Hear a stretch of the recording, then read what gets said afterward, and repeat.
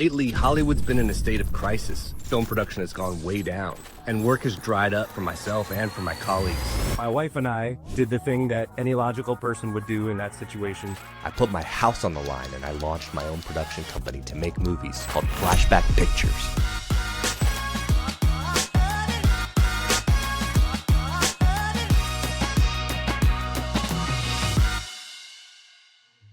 Working with the studio corporation system is a whole nother element that young people who are used to doing everything themselves on YouTube may or may not want to do.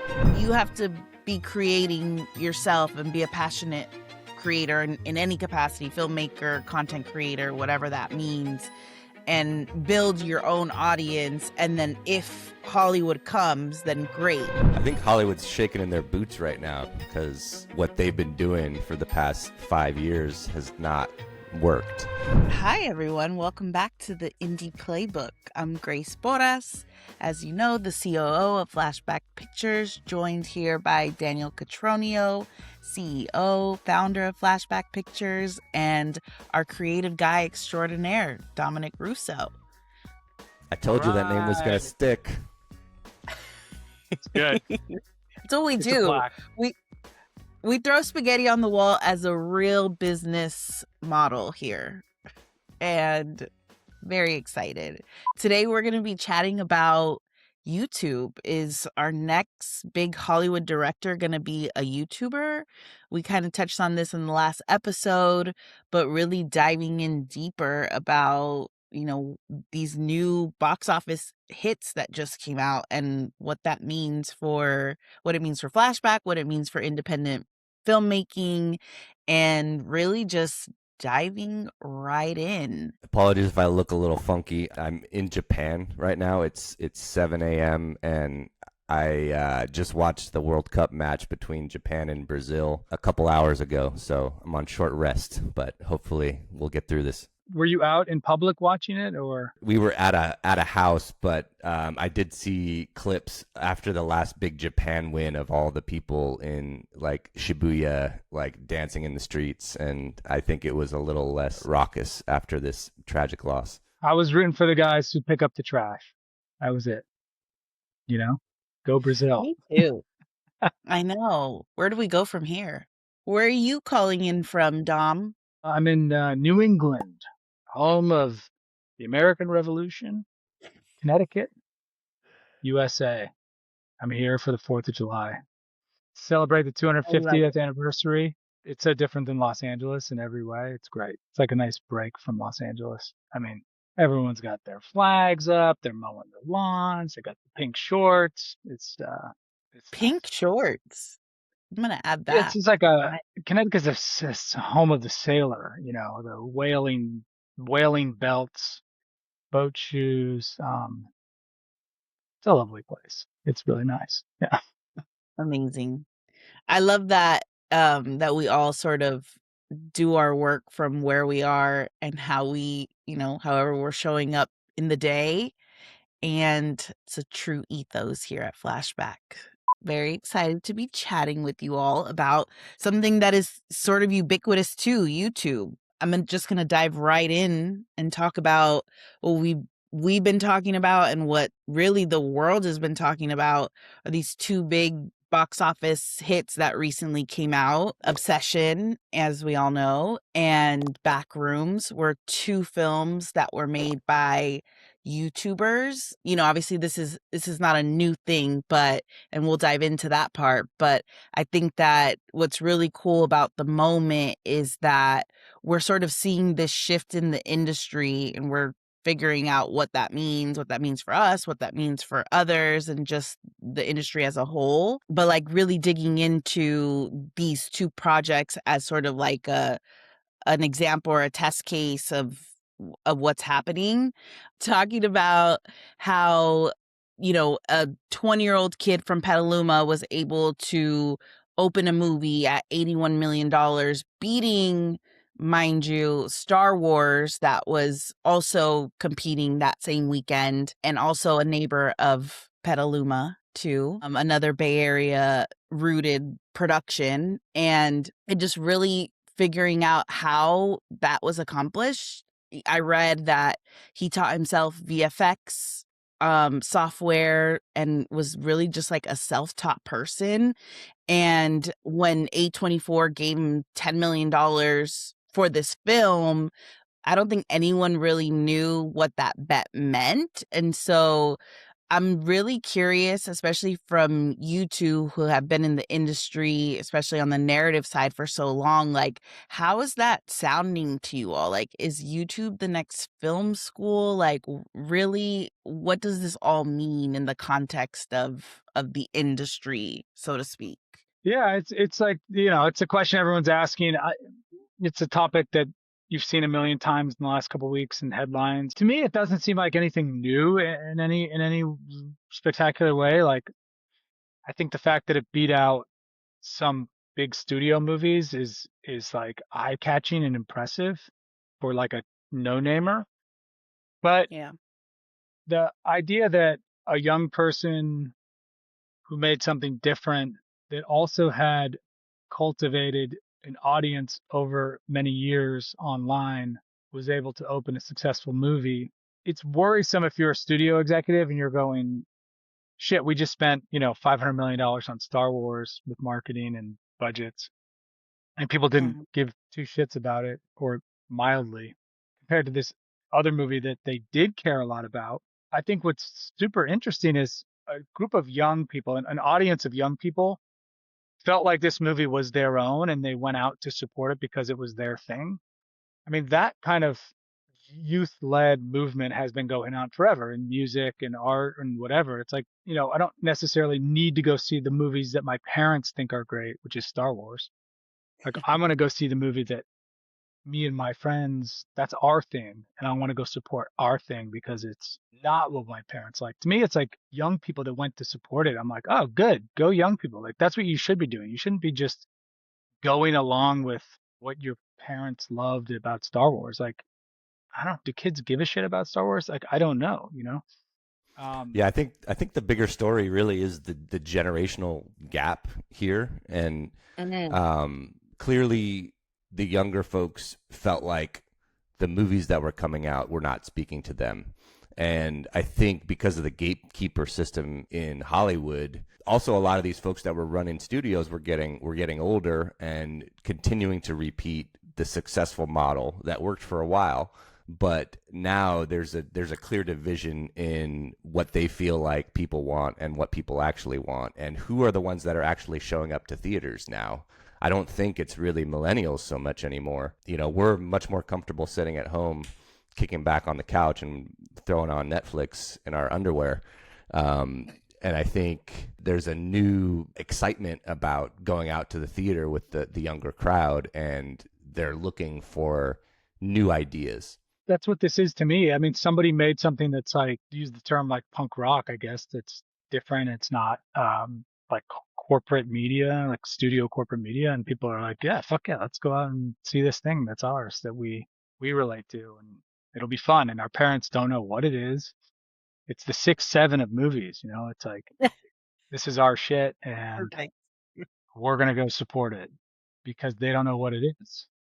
So that sounds more fun. The fact that it worked with two films simultaneously is what really caught the headlines.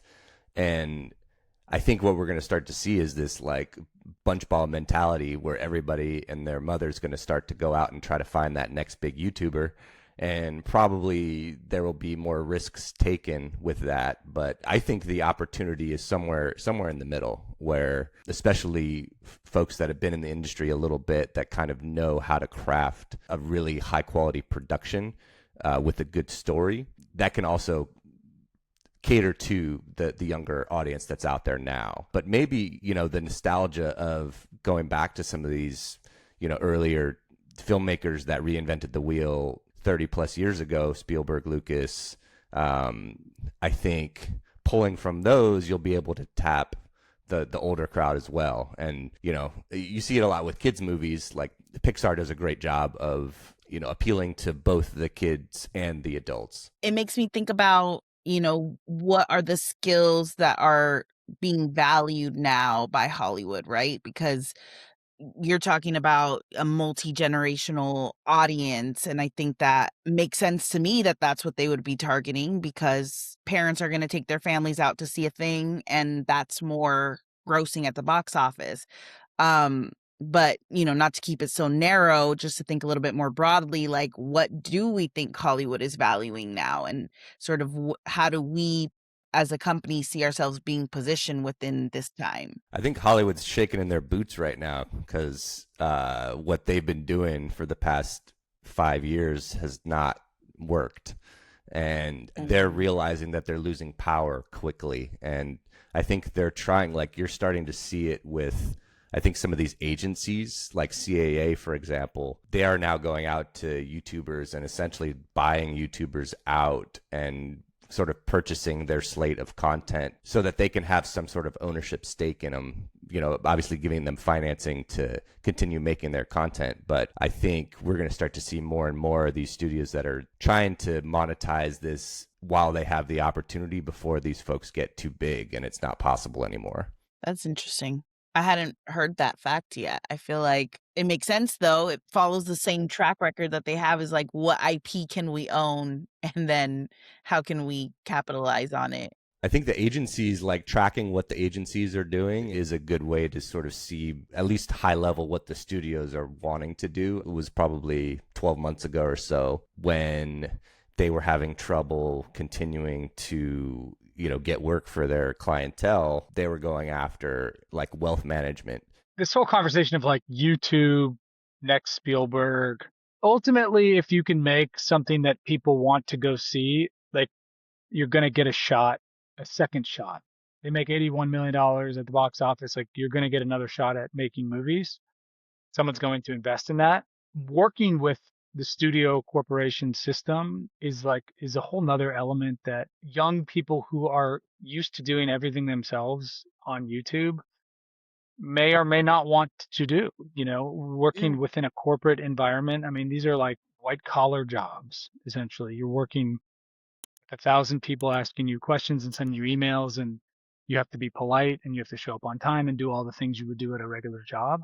There are probably people that are going to do well in that environment and then not well in that environment. But just like any other Hollywood director, you're either going to make it in that world, or maybe you're going to call someone an asshole and not show up to a meeting and do some other things. So the people that will continue to make films like Spielberg did will probably become professionals at making films and understand that there's a lot of people involved in that process that you have to work with and collaborate with. And so I don't know if it's just that simple as you're good on YouTube, you're going to be, here's $100 million, go make the next Marvel movie. I think it's time will tell with some of those people.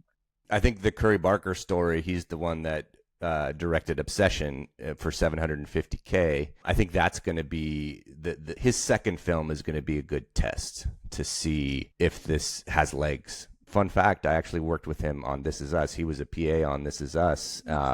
And wow. He was day playing when I was camera operating. And I remember him talking about these projects that he was doing on the side, these YouTube projects. And it was, it was fun to hear that. And it's always cool to, he clearly is a passionate filmmaker. And at the end of the day, like, that's the thing that's really going to drive his success in this industry, is just that ability to keep at it. But yeah, I think his, the second film that he makes clearly is going to have a big budget behind it. And if that is positive, that if that's in the green, like, then I think he's got a bright future. If that one bombs, it's going to be really interesting to see what the story is in Hollywood. Do you think that changes like the opportunity for like future YouTubers, or do we feel like there's still room for other folks to take chances and sort of rinse and repeat this model? I have a hunch this kid is not, like, it's not the model that made this kid a success. It's the kid. Like, he's been working on sets. He's been in Hollywood. He's been writing. He's been creating. He's been doing all the things. He's been making relationships, developing contacts. So when he brings a project to a studio, so he goes to A24 and he pitches them this thing, and he's passionate. He's like, this is great. And someone sees something in him that they like, and he shows up on time and he's polite and he does all the work, and they go, like, let's give this kid a low budget shot at making a movie, and then it pays off. But to me, it's less about the YouTube of it all. I think the other one was more of like a YouTube developed fan base, backrooms. Mm-hmm. But you know, look, I had a similar situation with Workaholics. Like, we made a thing, we showed it to some people, and somebody gave it a shot. I don't know if like just making stuff on YouTube's the magic bullet. It's you also have to be passionate about the things you're making and the stories you're telling and kind of, but YouTube definitely just makes the process easier because I think you can put your stuff out there and have people see it and find it, and it gives you opportunities to promote yourself and work the film. The passionate, high quality filmmakers, of this generation haven't had an opportunity to get their stories out in any other medium. So YouTube, in addition to be stock full of everything, every other type of content out there, is also like there are these golden nuggets in there, these really good storytellers and these folks that are passionate and have the ability to just like face rejection time and again, which is what you need in this business. Yeah. So I think, there are going to continue to be these success stories coming out of YouTube, but I don't think that's the entire direction of Hollywood. I think there's a lot more to it than that. My takeaways are that you have to be creating yourself and be a passionate creator in any capacity, filmmaker, content creator, whatever that means, and build your own audience. And then if, Hollywood comes, then great. But if not, like, you're still creating because of your passion, not because of what the outcome is going to be. That's my first takeaway here. And then my second takeaway is that this is not new. Obviously, we've seen this before. Daniel, you pointed out that Spielberg, these are his roots too. So it's the person, a filmmaker, director, writer, whoever, that can do that again, that can find the success again, that you see having a bright future. And so I just wanted to note those two things, because I think that we're talking about these folks like they're outliers. And yes, in a sense they are, but there's also they've been honing their craft over the years, and this is just an opportunity that met preparation, and we're seeing the success from that. Does that sound right to you all? Yeah, and I think we'll touch on that in the next episode, because I think the Spielberg Lucas story is interesting. They found that the studio system was not supporting what the audience's desire was, and so they filled that gap years ago. They're now considered the studio filmmakers. I think we're seeing that rejiggering happening again, and it'll be cool to kind of dive into the cyclical nature of Hollywood. Yeah, man. Supergirl. I don't think Supergirl is crushing it at the box office. I know. There's a lot to I unpack mean, there. yeah. I mean, I'm not surprised. I haven't seen it. I don't know anything about it, but I'm just hearing murmurs, and you're like, well, who was clamoring for Supergirl? I don't know. Nobody I know. So, but is there an audience of 1 million people that are watching something passionately on Reddit week to Mhm. week, or that love that thing, and it's their community and they're a part of it and they really give a shit about it? Like, so just to me it kind of makes sense that there's an audience that follows that up the food chain. It's exciting that young people can still make something that has an effect in a business full of,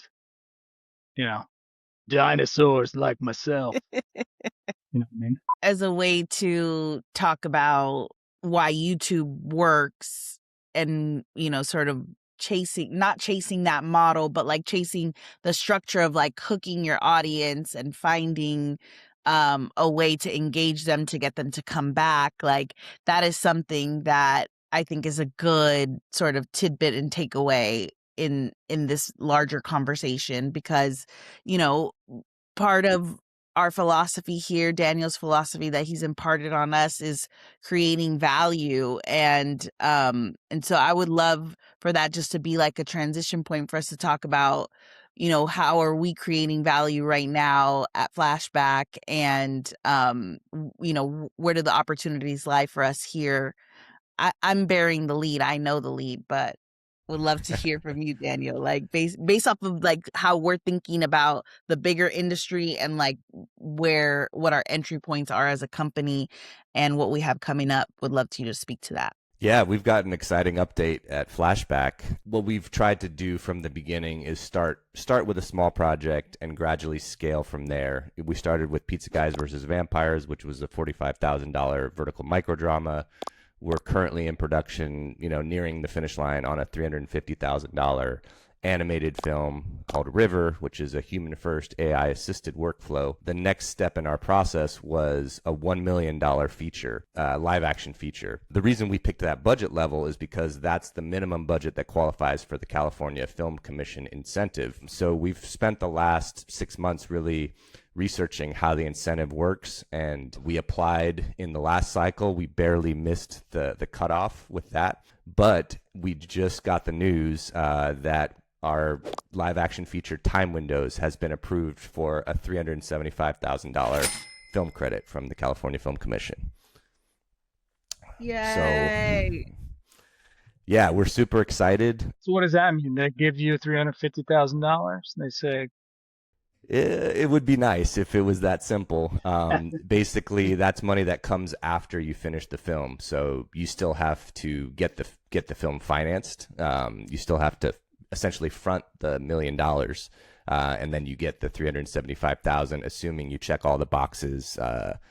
That you did everything the proper way. You get your $375,000 back once the film is completed. There are avenues to actually monetize that credit, though. Once you physically have that commitment from the Film Commission, you can actually take that to a financier and get a cash, front for say 80 to 85% of that amount. So there is a monetary value for that credit. For our $375,000 credit, we're looking at somewhere between $330,000 and $340,000. So just for everyone catching up, the tax credit is something that, companies with a high tax liability can use against their tax debt. So for a small independent company like ours that doesn't have that type of tax liability, we can then take that credit to a financial institution, and they will sell that credit to a company that needs it for their tax liability, and we get a percentage of that, basically in cash, in theory, in cash, to be able to use that as liquid for another project, for this project, or whatever the case may be.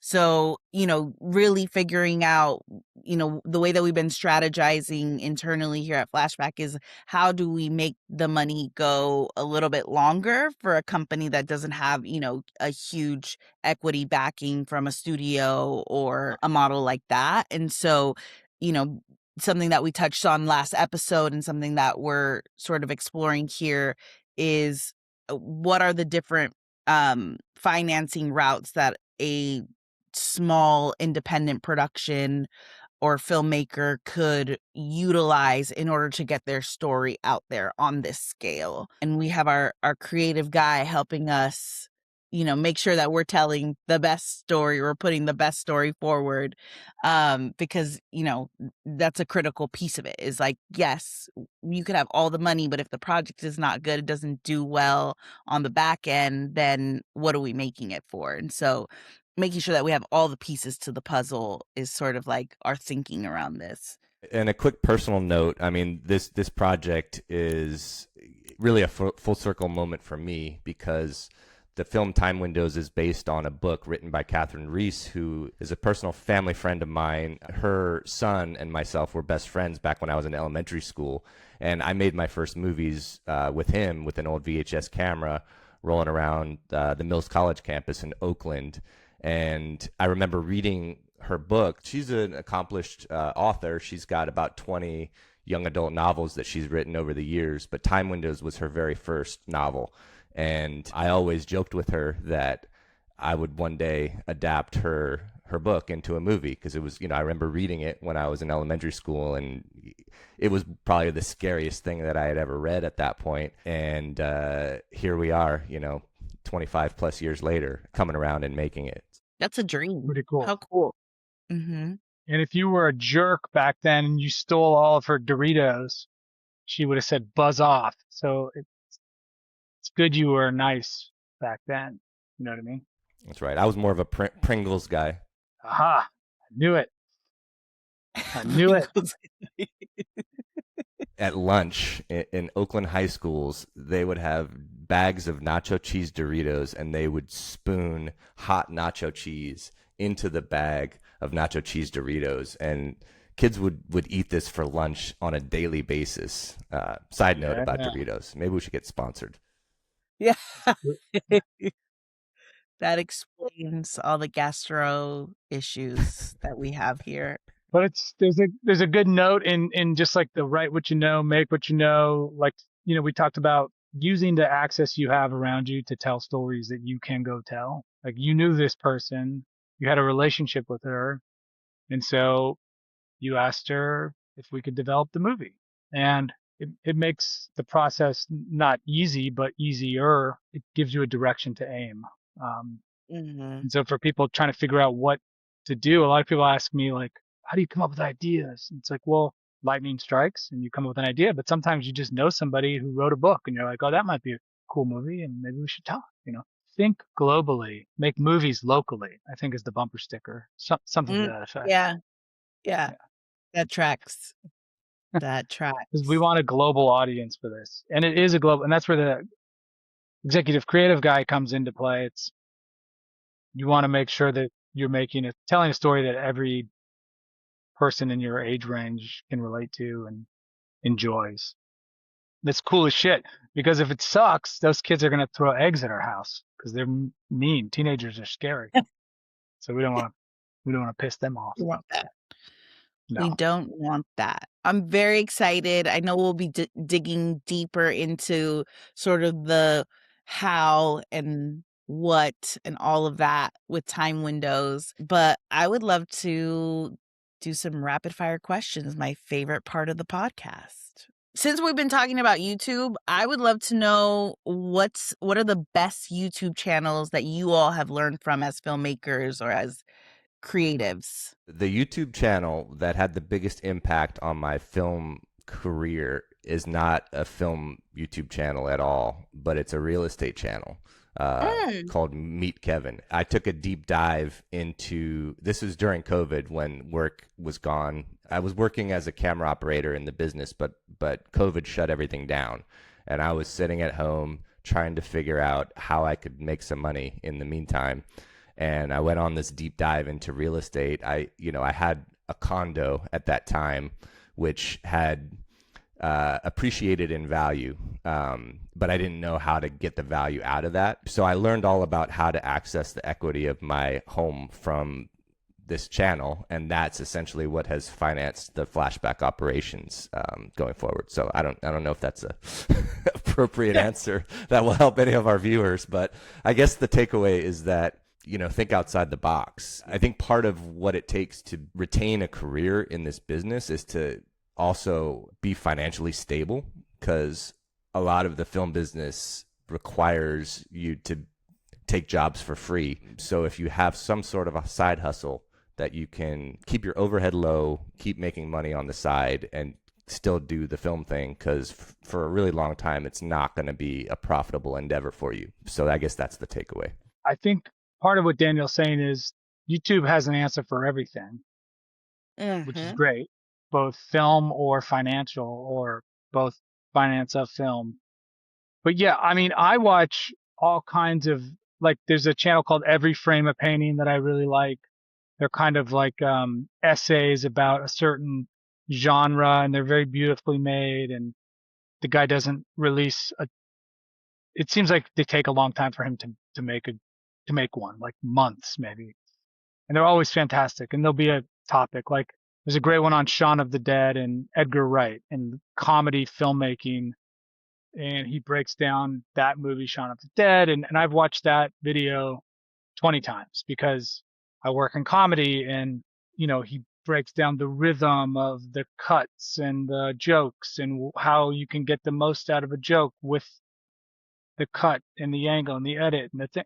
It's just, it's I watch a lot of those because they're good reminders when you're writing something. Oh yeah, like you're almost playing music when you're writing comedy, and there's a rhythm to the jokes and the pacing. And so I will use a lot of these channels as ways to keep me motivated and focused on the project that you're working on at the time. I watch a lot of Key and Peele related comedy videos too, of them explaining their approach to character and comedy, because they do the best job ever at exemplifying characters in a way that can be applied to any genre, in a way that just it's so simple and it works every time. So it'd be fun to post a list of our favorite kind of film channels and our favorite videos, because it's just something you can always do. It's film school at your fingertips all the time. Absolutely. I agree. So much to learn. Like, to your first point, so much to learn from YouTube. I've been finding myself, because, we're trying to figure out financing models. I've been finding myself digging into that on YouTube, and I found a few. They're all new. Like, this is new territory for me, so I'm learning as I go. Some of them I don't even remember the names that I ran into, but there's a podcast called the Indie Film Hustle. I'll correct myself if I'm wrong, but it's, breaking down financing structures and like really trying to crack that code. And I think that Google it, and I'm sure there's a YouTube video there. To me, YouTube is just like the best tool for if you feel creatively stuck, to like get you out of any kind of writer's block or stuck point, or like, what the hell am I doing? Oh yeah, this. Okay, that helps. So it's Totally. just not unlike ChatGPT or Claude or something. Like, they're almost collaborators for you when you're alone in your room trying to figure out which direction you're going. It's a wall to bounce your brain off of, figuratively, literally, whatever. The Absolutely. greatest. YouTube is the greatest. I've also fixed my water heater with YouTube. I've learned to make cabinets with YouTube. Everything, you know? We're rounded folks here at Flashback. Before before we end the show, before we end the episode, I would love to hear. I think the most fascinating thing about this group is that we all come from different walks of production life. And so I'd love Daniel to share. I love when he shares them with me personally, but here for our audience, a good set story from your time working on these major productions in LA. Today I'm going to tell a quick story about The Amazing Spider-Man. That was the first Andrew Garfield one back in, I want to say 2012. We were shooting on the Universal Studios backlot in Los Angeles. This was shortly after they had a big fire there, which burned down a significant chunk of the New York street. So the New York street had recently been reconstructed. So we were the first production that shot on the brand new New York Street at Universal Studios. We were shooting nights for about 2 weeks, and the gaffer wanted to make sure that we had enough like manpower to be able to get through this massive production. So we had a regular crew on that show of about 8 electricians, but when we did these night exteriors, they added another 20 electricians. So because he wanted to have an electrician on each rooftop of this New York street. Each day, it was just like this army of people showing up to the electric truck and kind of getting suited up, and then they would all like go to their respective post on top of these buildings. And it quickly became clear that we didn't need any of these folks on the buildings, but at that point, they didn't want to admit to production that they had overstaffed. So basically, each day that these folks came into set, they had like more stuff as if they were going camping. So like first it would be like a cooler, and then like a cooler and a hammock, and then like a cooler, a hammock, and a laptop and a sleeping bag. And it was just like, and at one point, one of them actually slept through wrap. So they called wrap at sunrise. So everybody would be looking forward to sunrise because that was when we could not shoot any longer. But one of them just completely slept through and woke up, and like everybody was gone. It was like noon or something like that. But one of the coolest moments I had on that show was I got to sit in a condor. So when we do night exteriors, usually there's these big lights that they send up to, usually it's like a big backlight that'll go up to light a massive street. And they have to send somebody up with this light to move it around and put scrims in it, make sure it's the right dim level and everything like that. So I went up in this, it was like an 80-foot condor, and they were doing this wire stunt with Spider-Man jumping off of a police car and then swinging, and he was swinging basically right at me. So I got this amazing video of Spider-Man, you know, jumping, doing this wire stunt, swinging at me, and then like the aftermath of him going down and getting caught. Among my archives, I got this great video of Spider-Man. Yeah.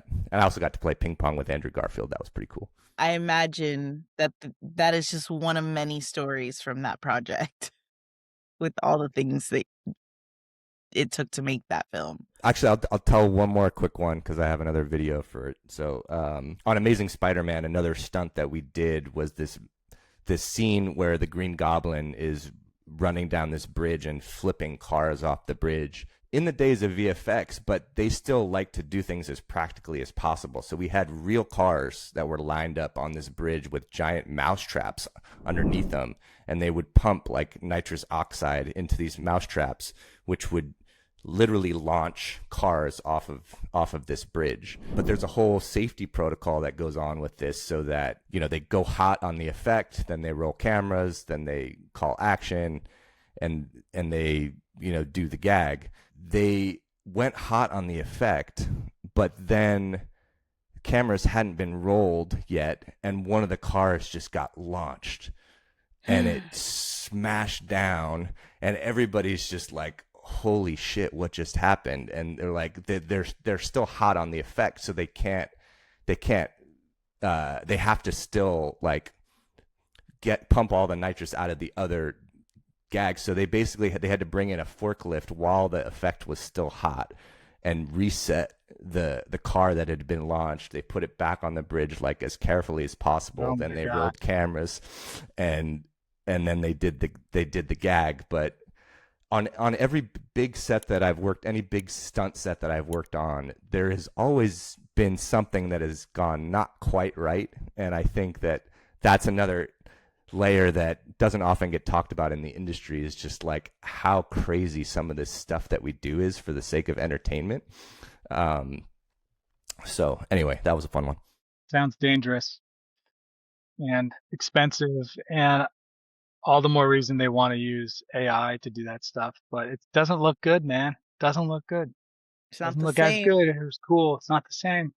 If you can do it practically, do it practically. Thank you so much for sharing those stories with us, and also just like for being such a great, well-rounded storyteller, because I can literally visualize you being there. I'm excited for the next episode where we dig into some of the, like, you know, these are big budget productions that you're talking about. We're aspiring to do something on a slightly smaller scale. What does that look like? What does the finance model look like? And how are we hoping to achieve it? And so I can't wait to talk to you all about that. Tune in to episode 3.